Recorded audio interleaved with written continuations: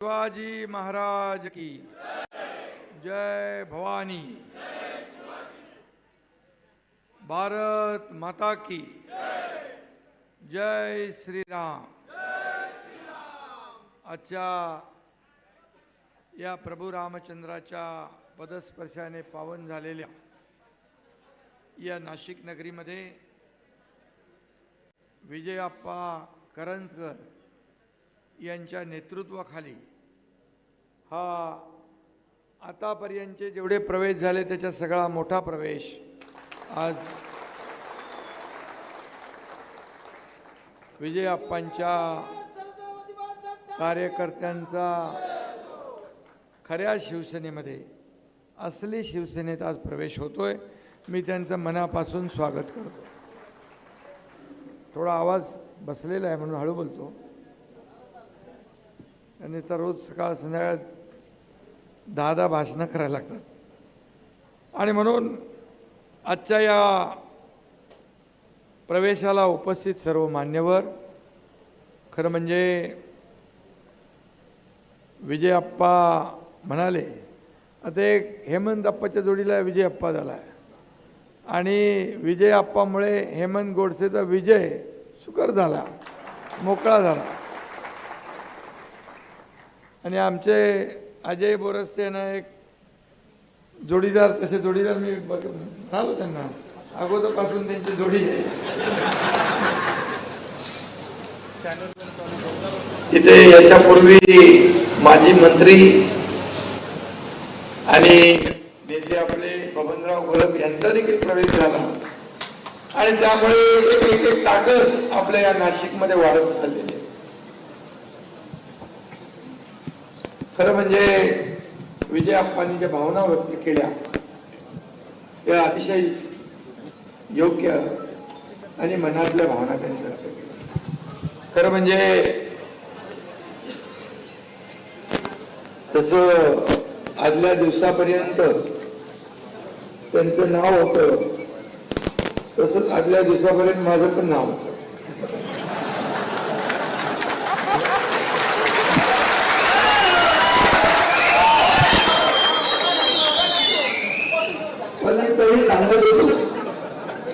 ते म्हणाले मला नाही माहिती शिवसैनिकाला शिवसेनेला पालखीत बसवायचं, शिवसैनिकाला बाळासाहेबांचं स्वप्न साकार करायचं। अरे नाही मला नाही, दुसऱ्या शिवसैनिकाला शेजारी मारून बसले। मी म्हणाले काम मला जरी म्हणाले मला व्हायचं नाही, तुम्हाला व्हायचं तरी सुद्धा मी त्यांना सांगितलं शिवसेना भाजपा ही आपली नैसर्गिक युती आहे। हे आपण नवीन प्रयोग करणं बरोबर नाही। आपण लोकांना काय करून दाखवणार?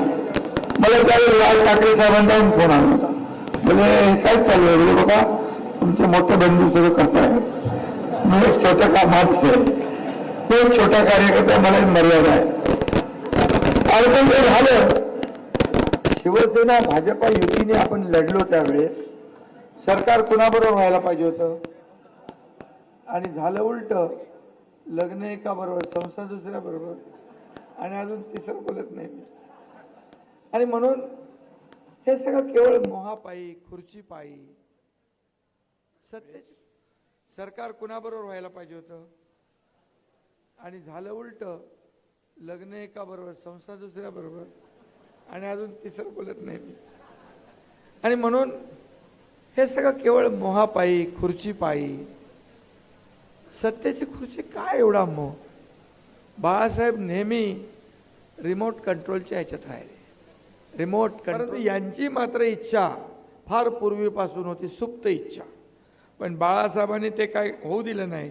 की बाळासाहेबांना यांची कॅपॅसिटी माहीत होती, फक्त फोटो काढून एरियल फोटोग्राफी करून राज्य नाही चालवता येत, घरात बसून राज्य चालवता येत नाही, हे बाळासाहेबांना माहीत होतं। आणि बाळासाहेब आज असते तरी सुद्धा यांना मुख्यमंत्री केलं असतं का? बिलकुल नाही। आणि जे त्यांनी पाप केलं की ज्या काँग्रेसला नेहमी बाळासाहेबांनी दूर ठेवलं, काँग्रेस माझी होऊ देणार नाही, नाहीतर माझं दुकान मी बंद करेन, बाळासाहेबांचे जाहीर सभेमध्ये भाषण आहे। आणि त्यांनाच नेमकं यांनी घेतलं आणि कडेवर बसलं, डोक्यावर बसवलं आणि आपल्या शिवसेनेचं खच्चीकरण सुरू झालं. मगाशी दादा भुसे यांनी सांगितलं कुणाचा कोण कुठून आदेश येतो हे सगळं त्यांनी सांगितलं. आणि मग अशा परिस्थितीमध्ये फक्त केवळ एका खुर्चीपायी शिवसैनिकांचं खच्चीकरण होऊ लागलं. उघड्या डोळ्या देखल मुख्यमंत्री आपला आणि शिवसैनिक जातात जेलामध्ये, कोण तडीपार होतोय, कोण मोक्कामध्ये जातोय. आणि अशा परिस्थितीमध्ये आमदार एकदम आपले सैरभैर झाले. इथे सगळे लोक आहेत, सुहास आहे, दादा भुसे आहे आणि इकडे इकडे आपला भाजपचा माणूस आहे, आपला मित्रपक्ष आहे, ते होते. आणि मग आम्ही उघड्या डोळ्याने हे सगळं पाहू शकत नाही. आणि म्हणून शिवसेना प्रमुखांचे विचार वाचवण्यासाठी, शिवसेना वाचवण्यासाठी, शिवसैनिकांचं खच्चीकरण वाचवण्यासाठी, थांबवण्यासाठी धनुष्यबाण आणि शिवसेना काँग्रेसच्या दावणीला बांधली होती ती सोडवण्यासाठी या एकनाथ शिंदेने धाडसी निर्णय घेतला.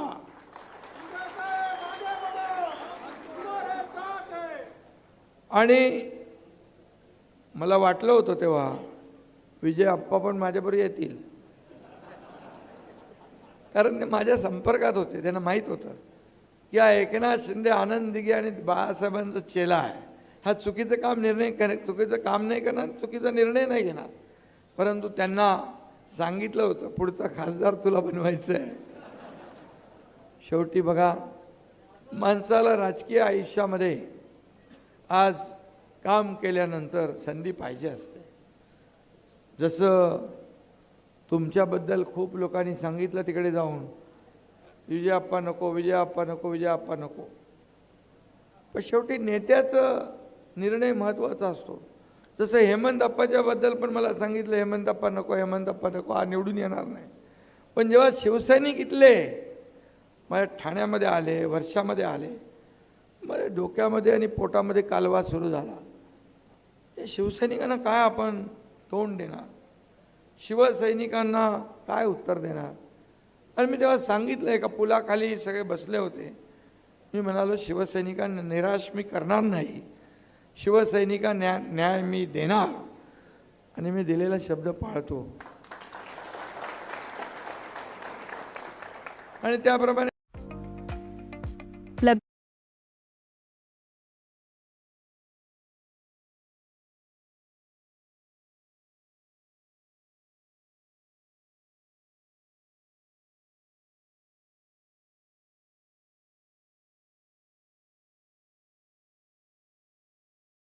कार्यकर्ता आहे. मी भगूरच्या त्यांच्या नगरपालिकेच्या कुठल्या तरी कार्यक्रमाला गेलो होतो.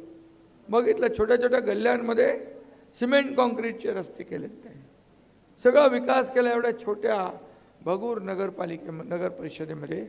मोठ्या महापालिकेला लाजवील असं काम त्यांनी केलं. आणि म्हणून यामध्ये अशा कार्यकर्त्याला तुम्ही सांगायचं होतं, बाबा तुला काय तिकीट मिळणार नाही. 1-1.5 वर्ष तुम्हाला फिरवलं. दुसरा जो आता उमेदवार आहे तोही तुमच्यावर फिरला, त्यांनी सगळं पाहून घेतलं, अनुभव घेतला आणि मला त्यांचं काम झालं, विजय आप्पाचं यांना सोडून द्या. पण आता तुमच्या कामाचा उपयोग या हेमंत आप्पाला झाल्याशिवाय राहणार नाही. आणि म्हणून कार्यकर्ते का सोडून जातात. आज 40 आणि 10-50 आमदार आज माझ्यासोबत आले. एखादा नगरसेवक, एखादा ग्रामपंचायत सदस्य पण, सरपंच सुद्धा इकडे तिकडे जाताना विचार करतो, इकडून तर तिकडे जायचं, तिकडून तर तिकडे, तर 10 वेळा विचार करतो. हे 50 आमदार आज, त्याच्यामध्ये मंत्री दादा भुसे होते, सुहास अण्णा इथं आहे, आणि 50 लोक जेव्हा एखादा निर्णय घेतात एवढा मोठा, तेव्हा तेवढं मोठं कारण पण असतं ना.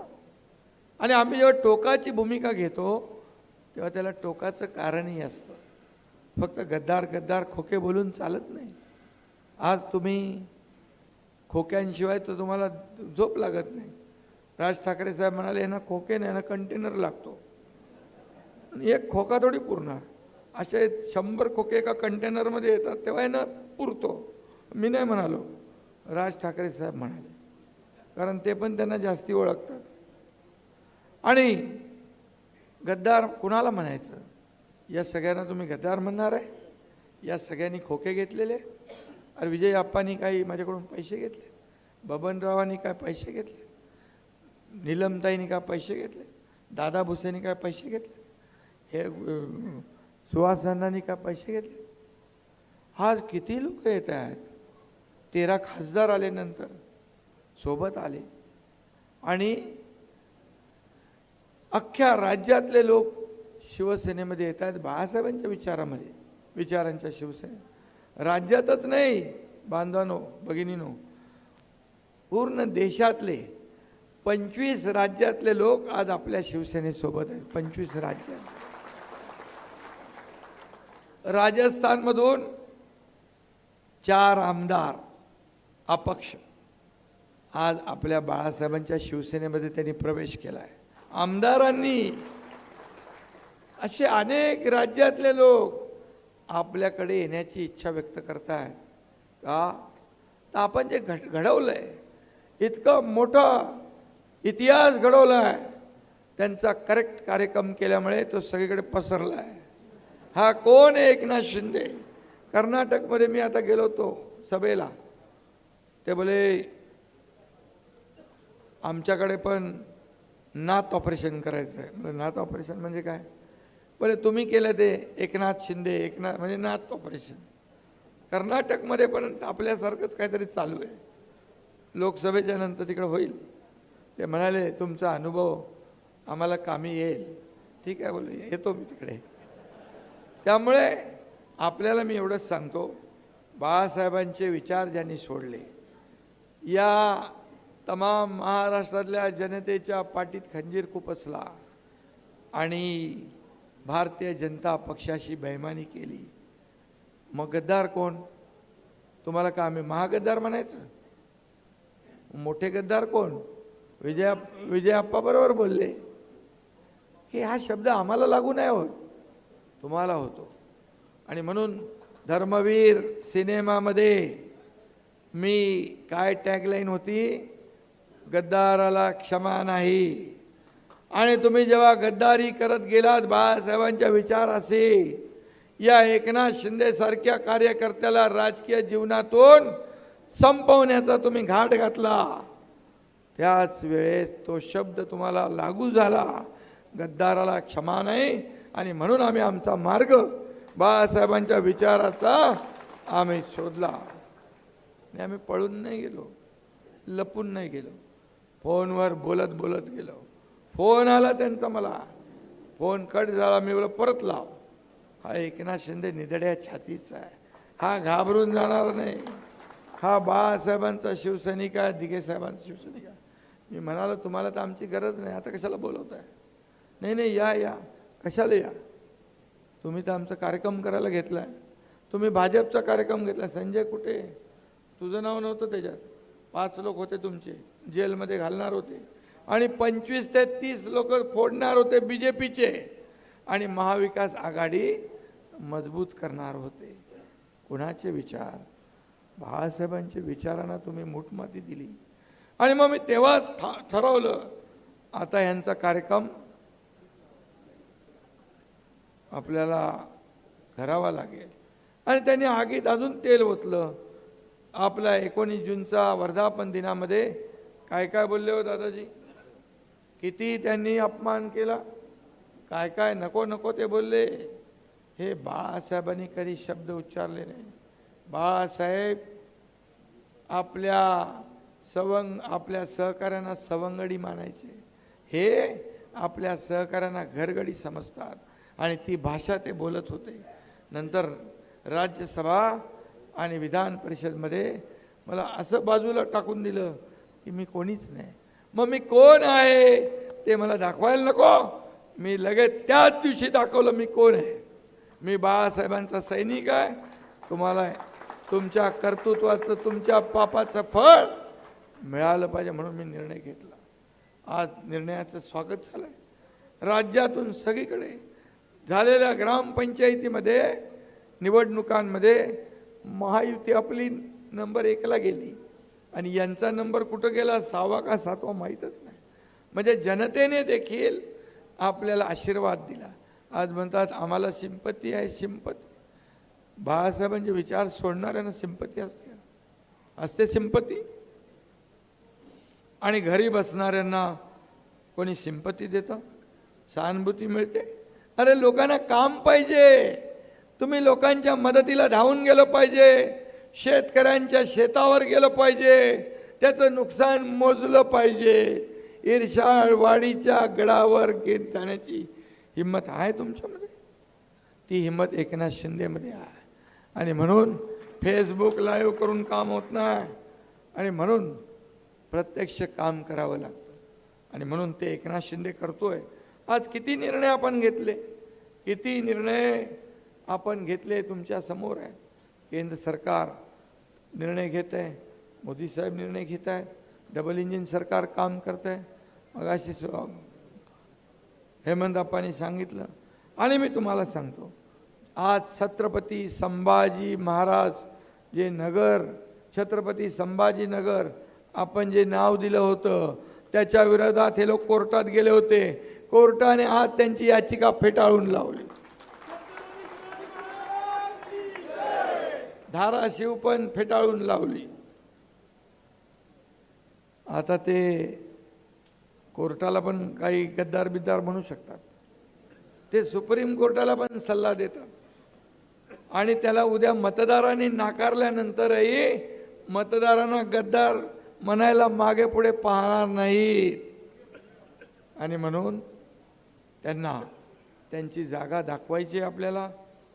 सूडबुद्धी, उठता बसता एकनाथ शिंदे, उठता बसता एक. दुसरे काय ते तो काय कुत्तावाला कोण आहे,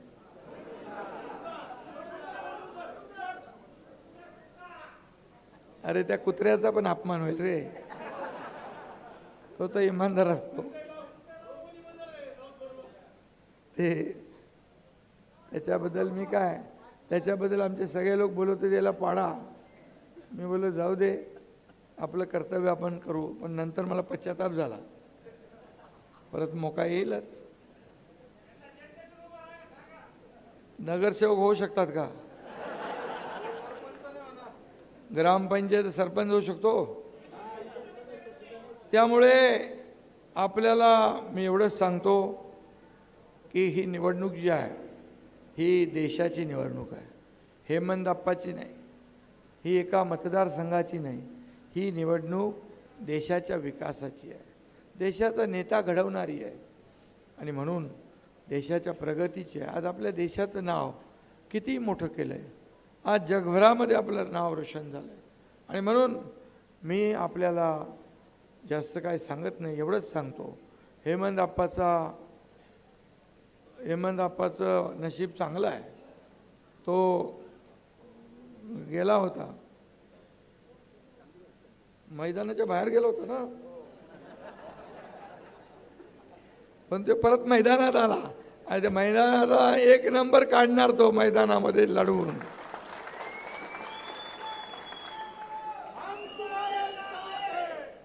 आणि म्हणून विजय अप्पा करंजकर यांनी आपला, त्याची हॅट्रिक होणारच आहे. तो हॅट्रिक आहे ना आता, मोदीजींची हॅट्रिक होणार तशी यांची पण हॅट्रिक होणार आहे.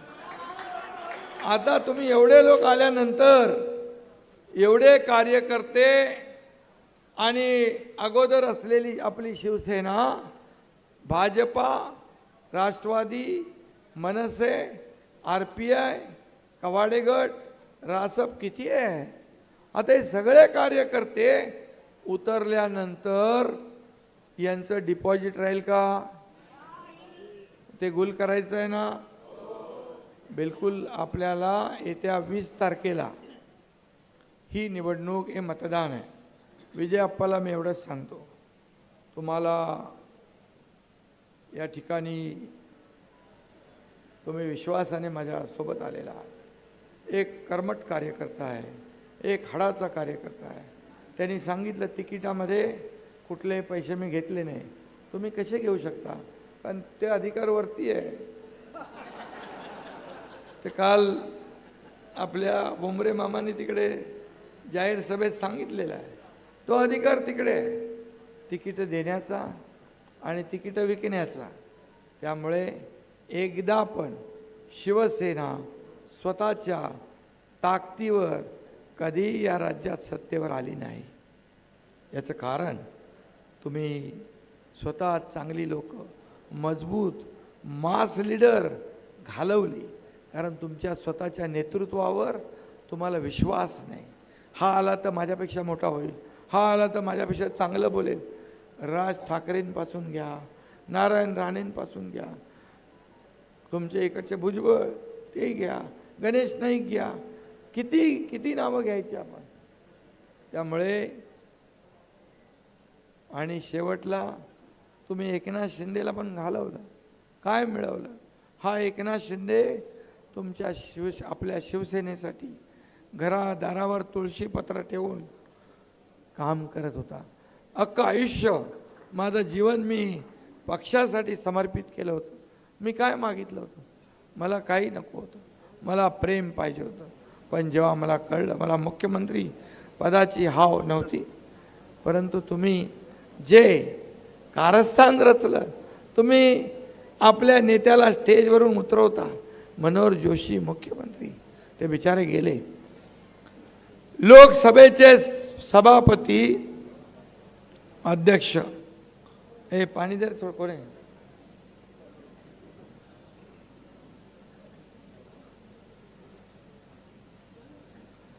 लोकसभेचे अध्यक्ष मुख्यमंत्री राहिलेला माणूस, तुम्ही व्यासपीठावरून त्यांचा अपमान शिवाजी पार्कवरून, शिवतीर्थावरून त्याला खाली उतरायला लावलं. हां, कसं काय पक्ष मोठा होणार? रामदास कदम यांना षण्मुखानंदमधून त्यांचं असंच काम करून पाठवणार होते त्यांना खाली.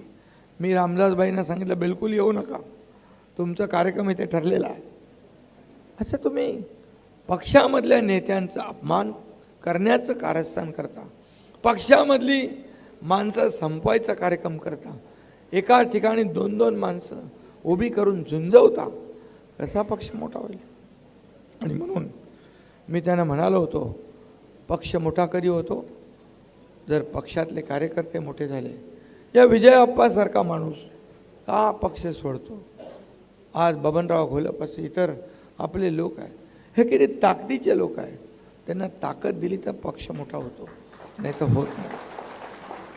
आणि म्हणून एवढंच काय, चांगलं त्यांच्यापेक्षा भाषण कोण करू लागला तर त्यांची 4 चांडाळ चौकडी त्याचं पुढच्या सभेत भाषण कट करून टाकते. मी सांगतो, माझ्या अगोदर जे चांगलं भाषण करणारे लोकांना, एक लोकांमध्ये जोश निर्माण करणारे जे आपले पदाधिकारी कार्यकर्ते, त्यांची भाषणं होऊ द्या. मला घाबरायची काय कारण आहे? आपल्या कर्तृत्वावर आपल्याला विश्वास पाहिजे, कर्तृत्वावर विश्वास पाहिजे. म्हणून आपल्या शिबिरामध्ये श्रीकांत म्हणाला, राजा का बेटा राजा नहीं बनेगा, जो काम करेगा वो राजा बनेगा. हा आपला पक्ष आहे. आपल्या पक्षात कोणी नोकर नाही, कोणी मालक नाही, सगळे आपण कार्यकर्ते आहोत. मी एक फक्त आपल्याला गोष्ट सांगतो. जेव्हा दिल्लीमध्ये राज्यप्रमुखांची मी बैठक घेतली, तेव्हा एका राज्यप्रमुखाला एकाचा फोन आला. तो म्हणाले, कहाँ जा रहे हो? बोले दिल्ली जा रहा हूँ. बोले काय के लिए? बोले मुख्यमंत्री जी ने बैठक बुलाई है 25-26 राज्य प्रमुखों की, वहाँ जा रहा हूँ. बोले नौकर के साथ रहोगे या मालिक के साथ रहोगे? बोले क्या है नौकर मालिक? बोले मालिक तो इधर बैठा है और तो नौकर है. म्हणजे अशी भाषा, अशी भावना. आणि त्यांनी बोलून दाखवलं तिकडं, सगळ्यांना सांगितलं. मी त्याला सांगितलं, आपल्या पक्षात कोणी नोकर नाही, कोणी मालक नाही, आपण सगळे एक समान. आपण सर्व कार्यकर्ते आहोत. आणि म्हणून विजयाप्पा, तुमच्या रूपाने मला आणखी एक कार्यकर्ता मजबूत लाभला. तुम्हाला आज या ठिकाणी मी सांगितलं की विजयाप्पा तुम्ही थांबा आणि एका दुसऱ्या आप्पाला निवडून द्या. तुम्ही काही क्षणाचा विचार केला नाही, मला काय मिळणार, माझं काय होणार याचा विचार केला नाही. कारण तुम्हाला एकनाथ शिंदेवर विश्वास आहे की हा एकनाथ शिंदे तुम्हाला वाऱ्यावर सोडणार नाही. तुमची ताकद, तुम्हाला बळ जे द्यायचं ते हा एकनाथ शिंदे देणार, हा माझा शब्द आहे. आणि म्हणून मी आपल्याला एवढंच सांगतो, संघटन वाढवणारे पदाधिकारी नेमले पाहिजे. आपण कार्यकर्ते असे असायला पाहिजे, एक एक कार्यकर्ता आपल्याला हजार हजार लोकांना भारी पडणारा पदाधिकारी पाहिजे. आणि म्हणून मी नेहमी सांगतो, कार्यकर्ता पदाधिकारी नेमताना त्याची ताकद, त्याचं समाजात असलेलं स्थान ओळखा. मग तो शिवसेना असेल, महिला आघाडी असेल, युवा सेना असेल किंवा आपल्या इतर अंगीकृत संघटना आहेत, या सगळ्यांना काम करणारा कार्यकर्ता, ज्याच्या पाठीशी कार्यकर्ते जीवाला जीव देतात, अशा लोकांना तुम्ही पदं द्या. तुमचा पक्ष शिवसेना आपली बाळासाहेबांची नंबर 1ला गेल्याशिवाय राहणार नाही. अशा प्रकारचं काम आपण करा, एवढीच आपल्याला मी विनंती करतो. आणि हेमंतप्पा, तुम्हालाही मी सांगतो, तुम्ही 2दा खासदार झालेला आहात, आता तिसऱ्यांदा आपण खासदार होणार आहात. हे सगळे लोक तुम्हाला खासदार बनवतील.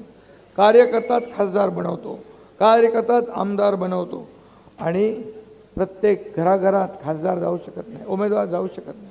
हे तुम्ही जाता, माझा उमेदवार कसा चांगला आहे त्याचं मार्केटिंग करता, मतं घेता, सांगता काम मी करेन, जबाबदारी घेता.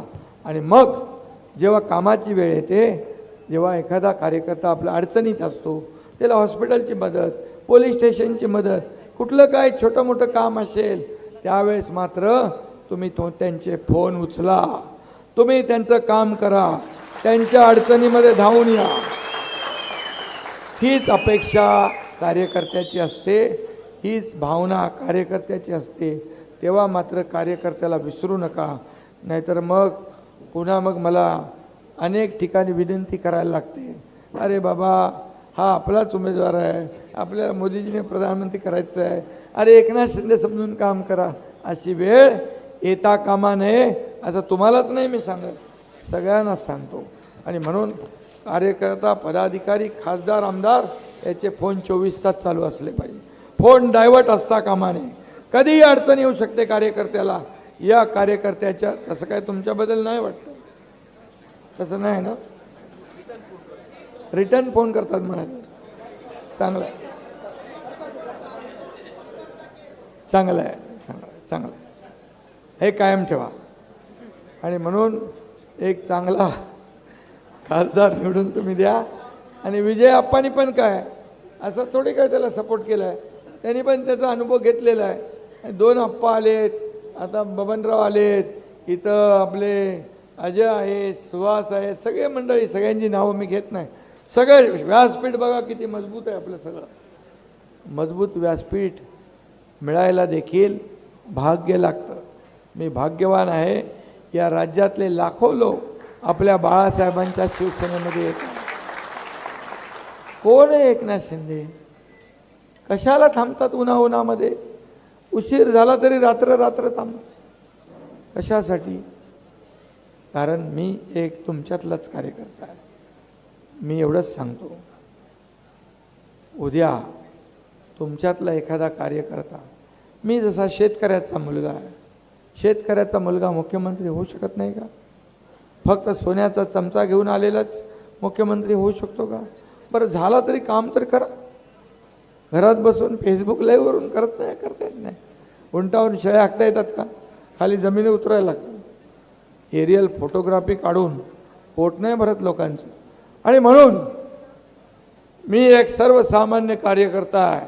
मी कालही कार्यकर्ता म्हणून काम केलंय, आजही कार्यकर्ता म्हणून काम करतोय आणि उद्याही कार्यकर्ता म्हणून मी काम करणार आहे. त्यामुळे माझ्या मनात बिलकुल मुख्यमंत्री पदाची हवा नाही. हा एकनाथ शिंदे जमिनीवरचा नेता आहे, जमिनीवरचा कार्यकर्ता आहे. उद्या तुमच्यातलं एक कार्यकर्ता कामाने कर्तृत्वाच्या जोरावर उद्या इथं माझ्या जागी मुख्यमंत्री म्हणून भाषण करू लागला तर सगळ्यात जास्त आनंद या एकनाथ शिंदेला होईल, ही माझी भावना आहे.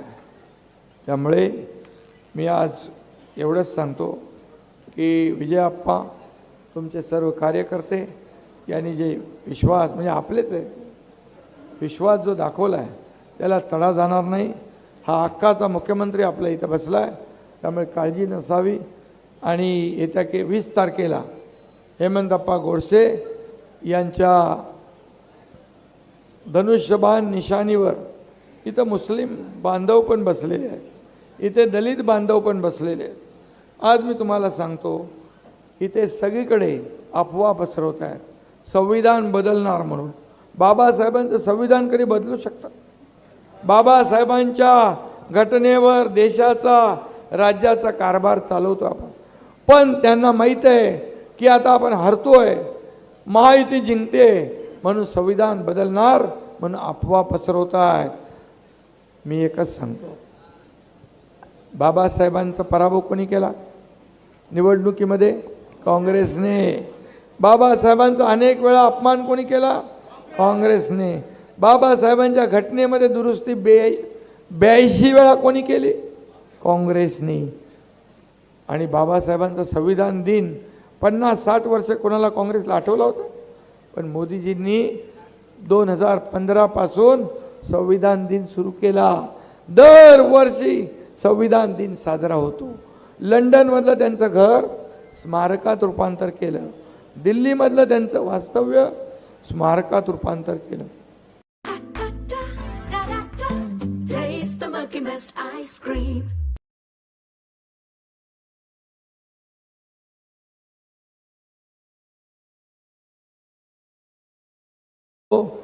जब तक सूरज चांद रहेगा बाबा साहेब का संविधान नहीं बदलेगा.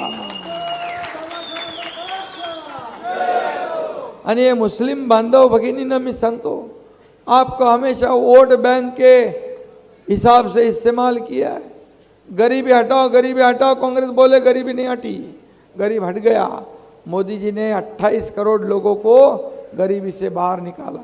80 करोड़ लोगों को मुफ्त में अनाज दे रहे. उसमें हिंदू भी है, मुस्लिम भी है, सिख भी है, ईसाई सब लोग हैं. आयुष्मान भारत 5 लाख का मुफ्त में इलाज, उसमें भी सभी जाति पाति के लोग फायदा लेंगे. हमने 5 लाख रुपया का महात्मा ज्योतिबा फुले ये योजना लगाई, उसमें भी सभी लोग फायदा उठाने वाले. लेकिन सिर्फ राजनीति के लिए कांग्रेस आएगी, बोलेगी, इनसे दूर रहो. ये अपने में दरार पैदा करते, इनसे सावध रहिए. आपको तो कभी भी तकलीफ हो गया, तुम्हाला कधी त्रास झाला तर तुमच्या बाजूचा शिवसैनिकच तुम्हाला मदत करेल, काँग्रेसवाला नाही करणार. आणि म्हणून आमच्याकडे बघा, सरकारमध्ये जेव्हा आपलं बाळासाहेबांचं सरकार होतं त्या काळातलं साबिर शेख मंत्री होते. आता माझ्या सरकारमध्ये अब्दुल सत्तार मंत्री आहे, तोही देखील काम करतोय. आणि म्हणून आज तुम्हाला एवढंच सांगतो, या निवडणुकीमध्ये विकासाचा अजेंडा घेऊन आम्ही पुढे चाललोय. डेव्हलपमेंट, फक्त डेव्हलपमेंट. या राज्यात सर्वांगीण विकास आणि या राज्यातला प्रत्येक माणूस सुखी झाला पाहिजे. शेतकरी, माझ्या माता भगिनी 50% ST सवलत दिली तुम्हाला. लेक लाडकी लखपती, लखपती दीदी, ड्रोन दीदी, आज महिला बचत गट डबल फंड दिला, CRPला मानधन वाढवलं. आणि त्यामुळे आज महिला, युवा, नोकऱ्या, आपले ज्येष्ठ लोक, वयश्री योजना केली. छोटं मोठं काय साहित्य लागलं तर 3000 रुपये डायरेक्ट DBT खात्यात, तेही आपण केले. विरंगुळा केंद्र केली. आज 75 वर्ष वयाच्या वरती आहे त्याला मोफत, 60-65 वर्ष त्याला 50% तिकीट. कोणी केलं होतं कधी? हेच तर आम्ही सांगतो, हे सर्वसामान्यांचं सरकार आहे. आणि धनदांडग्यांचं सरकार होतं तेव्हा कधी निर्णय घेतला का? असा नाही घेतला. आणि म्हणून मी सांगतो एकच, हेमंतप्पा गोडसे याला आपण 20 तारखेला धनुष्यबाणासमोरच्या बटनावर आपण दाबा. जोरात दाबा. ते डायरेक्ट वोट आपल्याला गोडसेला मिळालं म्हणजे कुठं जातं माहीत आहे ना. तर त्यामुळे आपण धनुष्यबाणाचं बटन दाबा आणि विकासाला मत द्या. आणि म्हणून आपल्याला मी विनंती करतोय की येत्या 20 तारखेला सगळी आपण कामं बघा. आता 20 तारखेला आज किती तारीख आहे? 8 तारीख. आता एक 10-12 दिवस आहेत. 10-12 दिवस मात्र सुट्टी घेऊ नका तुम्ही. आपल्या प्रधानमंत्र्यांनी 10 वर्षात एक पण सुट्टी नाही घेतली. मी पण नाही घेतली हो. 1-2 वर्षामध्ये एकही सुट्टी नाही घेतली. आणि मी एका दिवसात 2 दिवसाचं काम करतो. त्यामुळे तुम्ही 10 दिवस 12 दिवस सुट्टी घेऊ नका. आणि 20 तारखेला मात्र सकाळी 7 वाजता आपण मतदान करायचं. आणि आपले बूथ लेवल, मोदीजी काय म्हणतात, बूथ जिंका, बूथची लढाई लढा. बूथवर आपले कार्यकर्ते जे आहेत ते ॲक्टिव्ह असले पाहिजे. आपले मतदार सगळे उतरवले पाहिजे खाली, मतदान करून घेतलं पाहिजे. आपलं हक्काचं मतदान. मी बघा काल कोल्हापूर आणि हातकणंगले 72 ते 75% मतदान झालं. तिथे विजय आपला पक्का आहे. 100% दोन्ही जागा आपल्या जिंकणार आहे. पहिल्या आणि दुसऱ्या टप्प्यात महायुतीला जागा सगळ्यात जास्ती मिळणार. कोणी काही सांगू दे, पण तुम्हाला मी सांगतो, पहिल्या दुसऱ्या आणि काल झालेल्या टप्प्यात पण महायुती सगळ्यात पुढं आहे. चौथ्या आणि 5वा टप्पा तर आपले हक्काचे सगळे बाले किल्ले आहेत. आणि म्हणून मिशन 45 जे आपण घेतलंय ते तुमच्या सगळ्यांच्या सहकार्याने कायम राहील. आणि आपण आज मजबूत एक देशात मोदीजींचं सरकार स्थापन करण्यासाठी या महाराष्ट्रातून 45 पार आपल्याला आकडा गाठायचा आहे. आणि अब की बार नाही 400 पार आहे ना. ते 400 मध्ये आपला हात वर असला पाहिजे. एवढं काळजी घ्या. आणि तुम्हाला सगळ्यांना मनापासून धन्यवाद, मनापासून आपल्याला शुभेच्छा. बाकी सगळं आपण नंतर बोलत राहू. विजय अप्पांना पुन्हा मी तुमचं अभिनंदन आणि शुभेच्छा. जय हिंद, जय महाराष्ट्र. धन्यवाद.